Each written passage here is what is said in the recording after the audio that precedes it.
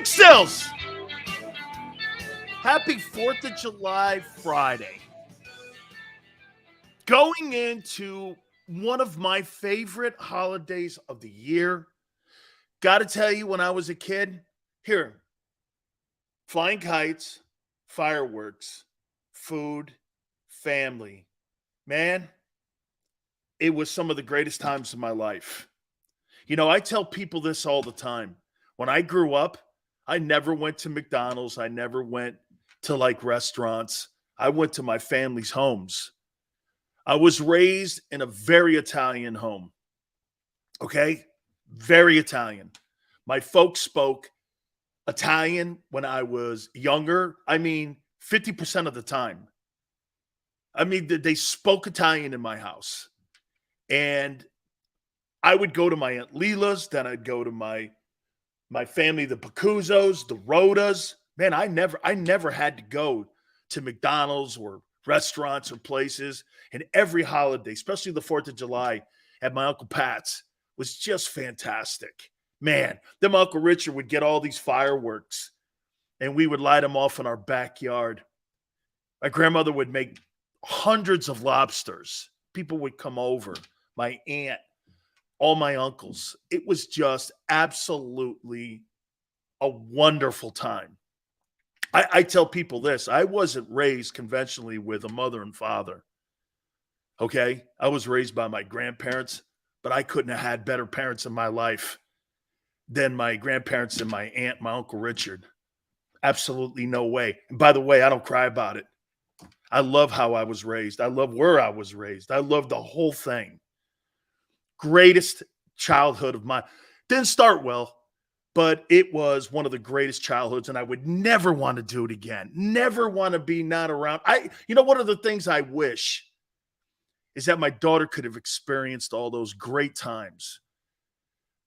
Okay, just phenomenal. And holidays like 4th of July, man, just brought the best of us out. I mean, well, my grandfather used to have a time limit. Everybody had to get the hell out of the house, and was always my grandmother that had to kind of like settle the room. But man, I hope each and every single person has a great 4th of July weekend. I mean, I look forward to this time. And again, I get to reflect on really some of the greatest times of my life. And now I'm with my daughter, and we get the opportunity to do the same thing for her. We try to kind of emulate a little bit, because my wife, when she first met my family, she's like, this is like fantasy land. I go, I know, isn't it? Really great. So I hope you have a great one as well. 27 days to the start of training camp for the Eagles and many teams. Most likely your favorite team. 27 days heading into the weekend and into the holidays. Incredible. I mean, we're here, man. We're inside of 30 days. Let's go. National Football League season's right around the corner. Couple big more moves. And like Gary Cobb said earlier in the week, I think there's a B move that's going to be made. Now, would we not agree? Tone, everyone. Did we not think the Gardner Johnson deal was a B move when he made it at first? I mean, 10 days before the start of the season. What were your expectations on Gardner Johnson being added to the Eagle roster? Dude, I didn't expect a Pro Bowl season out of the guy. Nobody does. 10 days. So wait a minute. 10 days before the start of a regular season. You think you're going to get a Pro Bowl performance out of adding a guy right before the week leading up to the season? Absolutely not. So a B move became an A move. Became an A move. It's incredible. That's the kind of stuff that I think he's looking at right now as he scours all these rosters as everyone gets ready for training camp. Howie's a magician at that. So we're going to hit on that a little bit. So Hard Knocks in, we kind of got the news during the show. Here's what we found out yesterday. And Tone's wearing a black Sixer hat. I think it's appropriate because that's the days of the Sixers right now. They're in dark days right now. So he opts in. The Sixers called his bluff. Nobody out there wanted him.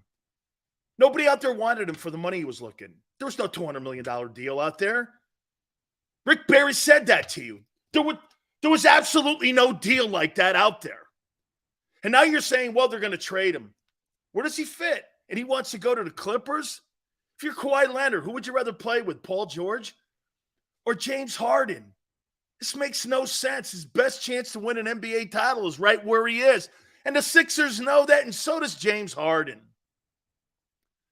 He could go anywhere in the NBA, and dude, he wants to dominate the ball again. He didn't like leading the NBA in assists. Hey, let me ask you this. You think that guy really enjoyed the fact that he led the NBA in assists? That would be like a wide receiver going, hey, I didn't get 100 catches, but I'm happy. He's a shooter of the basketball. You think he was happy this year?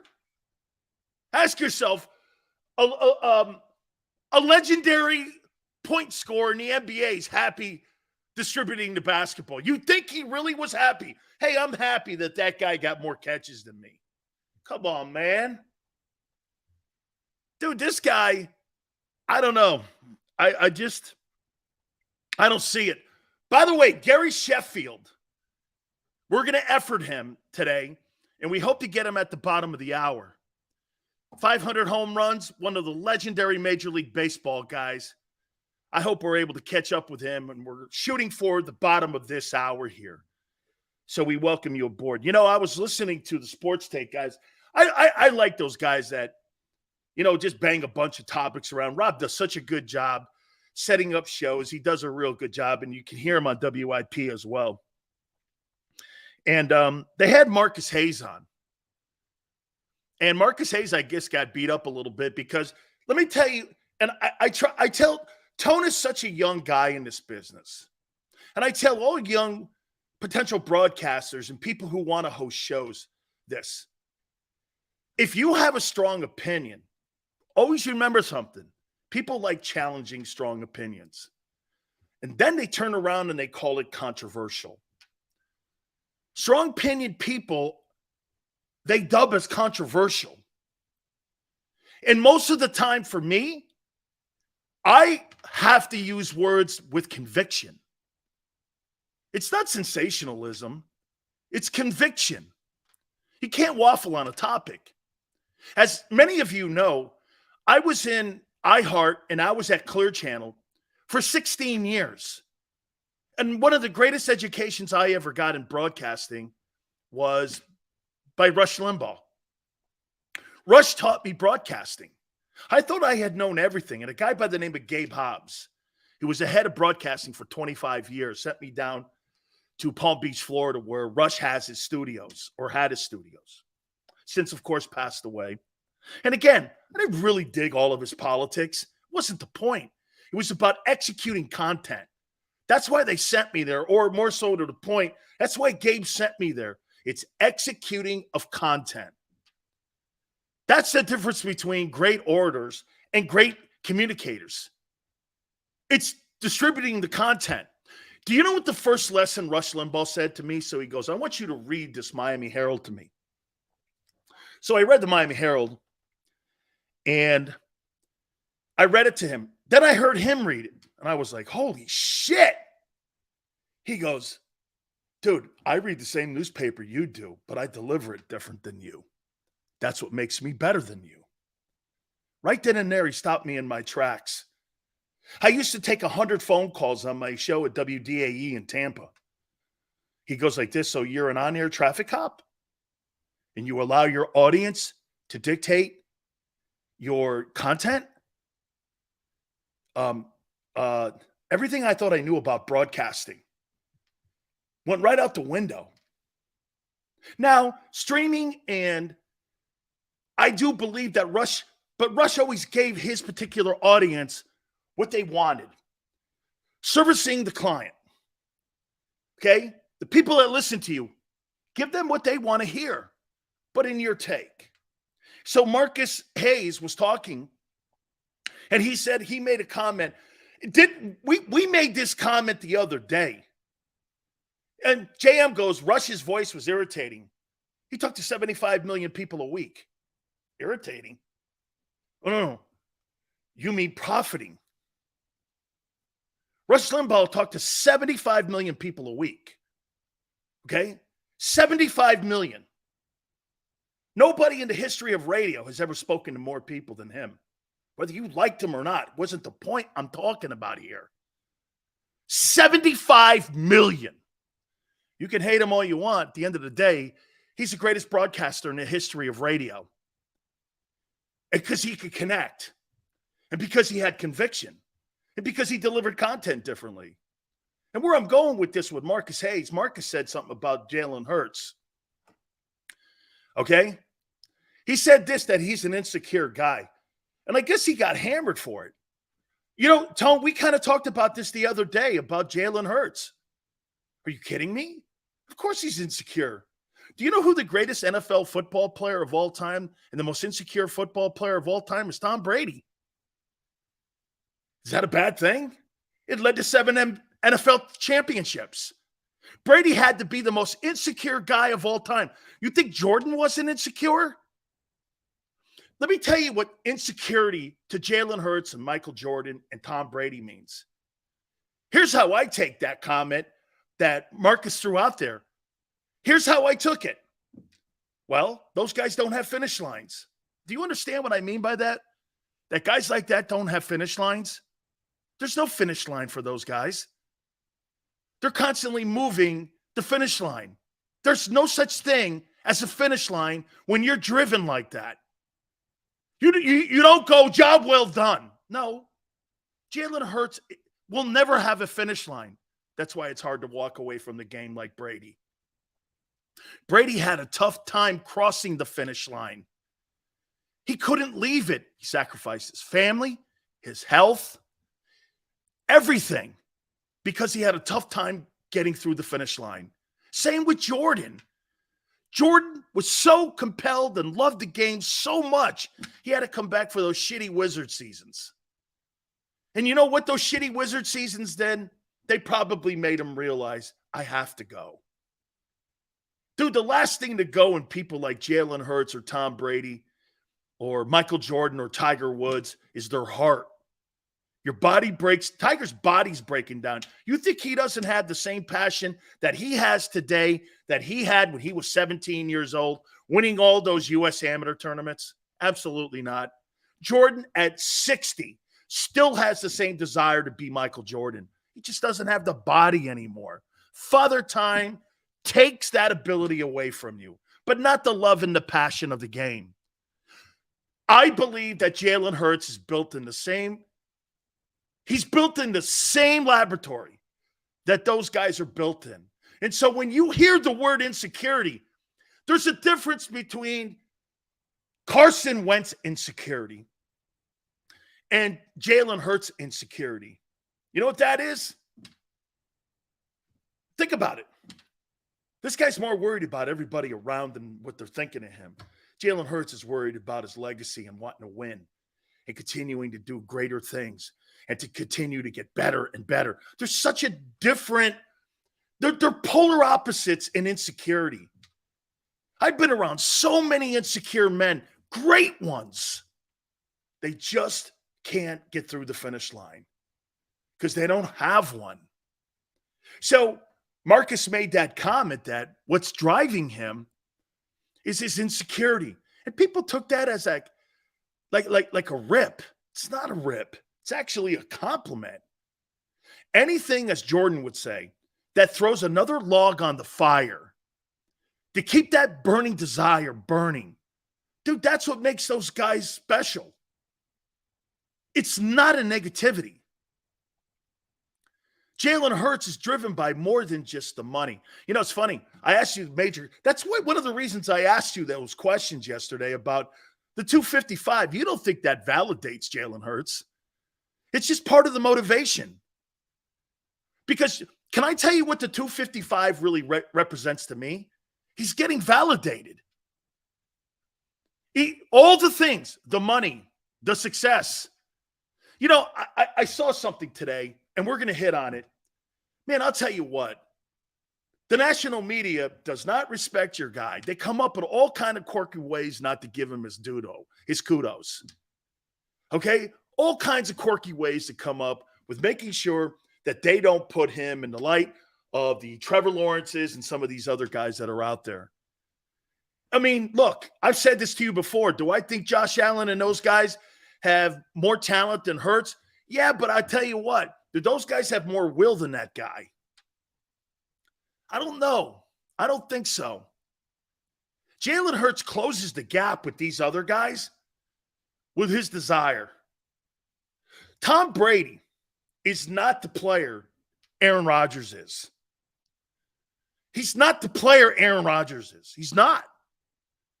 If you were going to draft a player based on sole physical skills, Tom Brady would not be drafted ahead of Aaron Rodgers.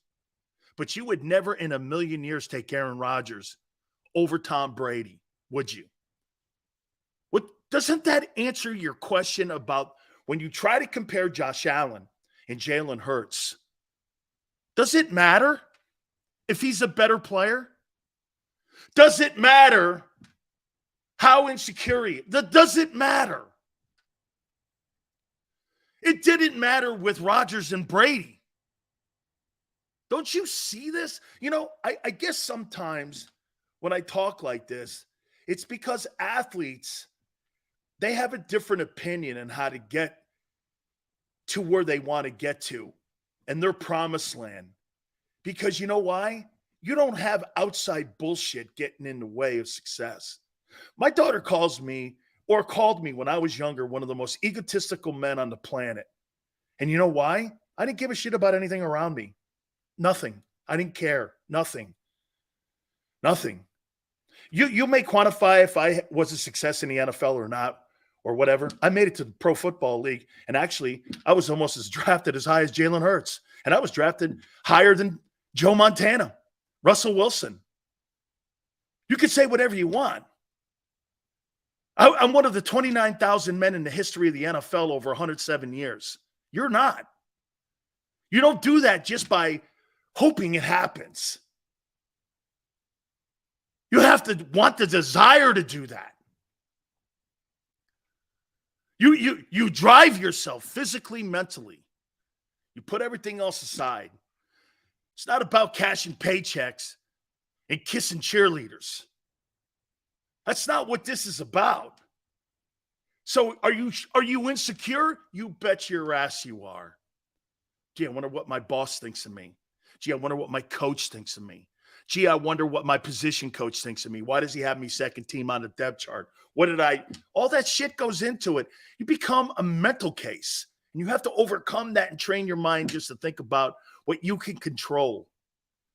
Sitting around worrying about what somebody's doing at a picnic means dick to me. It used to. Now I'm better at it. I've got to open my mind. It took me a long time, man. And I'm just one of these little. Can you imagine Tiger and them guys? It's not an excuse. It's a fact.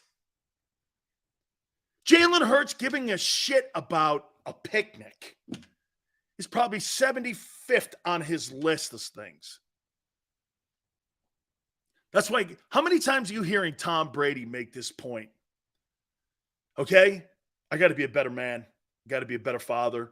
I got to do all the things now that he's trying to catch up on the things he didn't care about. It's not being a better father. He's trying to catch up. He's trying to catch up. Dude, being a pro athlete, everyone's like, God, look at all the money, the fame. It's true. That's why you hear athletes say this. I'd never want to do anything ever again, and I'd never want to do it any different way. Your family, man, you don't give a shit about them half the time. Now, I'm not talking about health. You don't care what little Johnny's doing at the park. Can I take the kid to the park? No, I got to run sprints, or I got to get down to the gym, or I got OTAs. You don't give a shit about Johnny at the park because you're trying to do something that very few men in the history of the planet can do. It's hard, man. Most athletes are not very good at balance. Okay? I think, am I right, Tone? I think that's exactly what Marcus Hayes was talking about when it comes to Jalen Hurts and insecurity. Jalen has great balance in his life. I think that's because of the way he was raised. Don't think that doesn't play into it as well. M. Reyes goes, Hurts is not. Wentz was insecure. Whatever, dude. You would never know what I'm talking about. Okay? Because you're not listening. You're just not listening. You're fueled. So you're trying to tell me, M. Reyes, that he wasn't fueled by being told to sit down in Alabama in a positive way. Being a great teammate. Then having to go to Oklahoma, transfer out of Alabama. Then not being respected enough where people thought you could be a franchise quarterback taken in the second round, and nobody in Philadelphia brought him in to be the starter. Hell, last year this time, you guys in this same room were saying he's not the guy. Half of you were. Now all of you pretend, or I should say the other half, are pretending they never said it. You're telling me that all those naysayers and all of that didn't fuel him to be who he is and where he is right now. You couldn't be wrong. You couldn't be more wrong. You couldn't.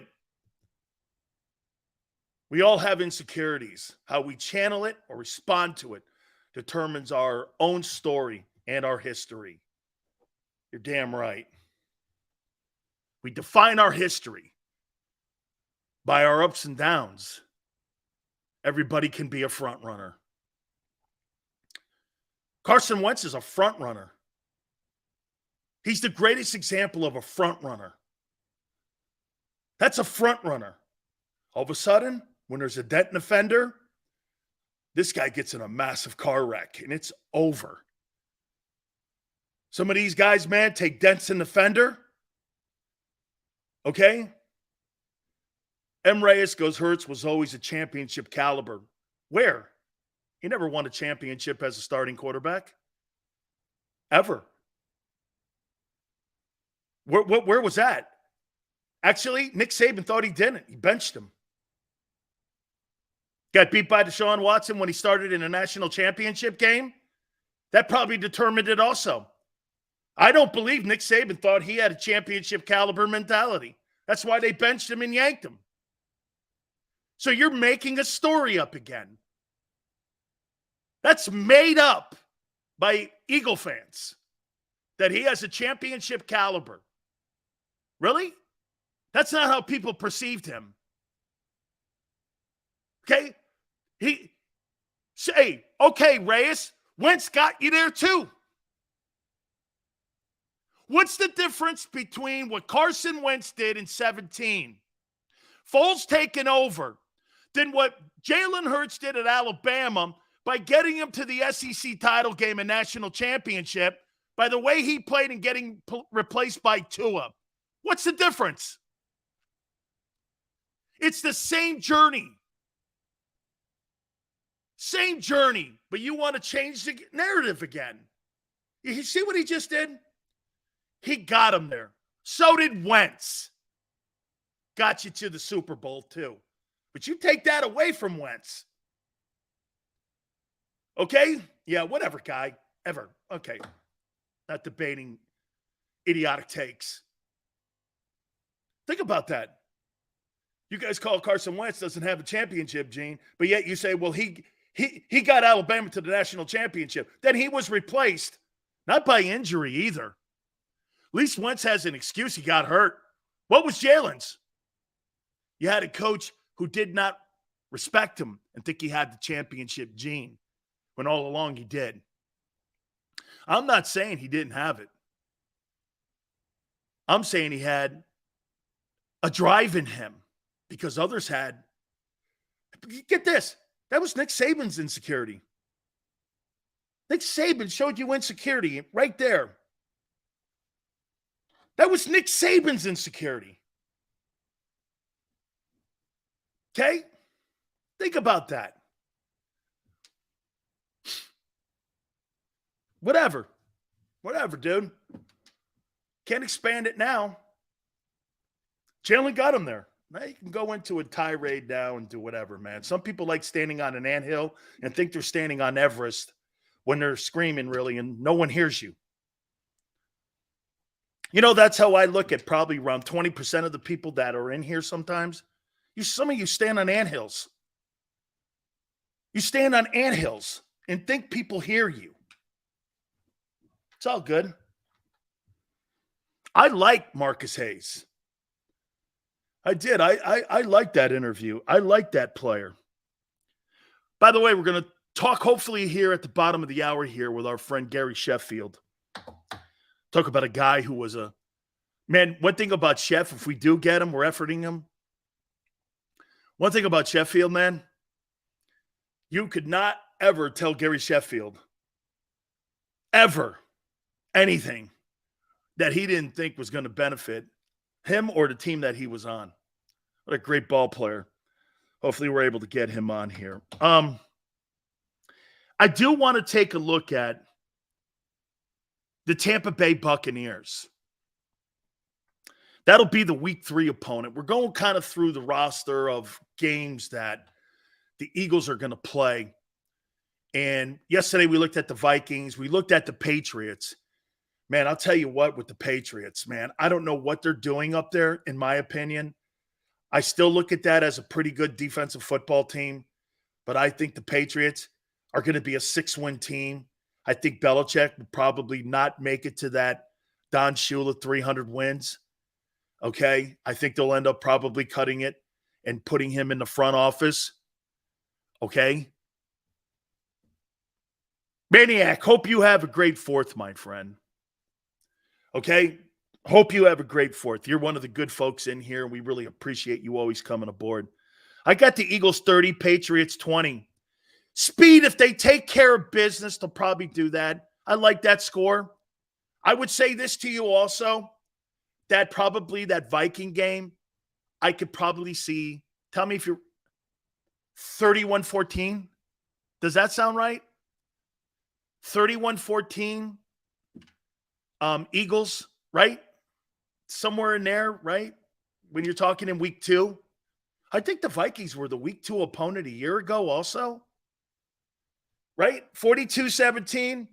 I think that's a big stretch for a team that likes to run the ball to put 42 points up. That's going to be a lot. But we have to wait and see how Brian Flores impacts that football team up in Minnesota. But I think somewhere 34-17, somewhere in there. Okay? 41-33. I don't, because Minnesota scores a lot of points. Maybe. I want to see Vikings 17, Eagles 31. I kind of like that. I mean, I'm with you, Speed. I think it's 31-17, 31-14, something like that. Okay. So did you see what Tristan Wilf said today? He thinks the Bucs are a 12-5 team coming out of OTAs. He thinks they're 12-5. And I'm like, wow. Because this is the week 3 opponent for the Eagles. And I think 2023 is going to be a pretty rough ride for the Bucs. Okay? I think it's going to be a pretty rough ride. Here's the problem that you get with the Bucs too. Think about where they are going into this season. So hey guys, what happens when you win the division and you're 7-9? Or what were they? 8-9. What happens when you win the division?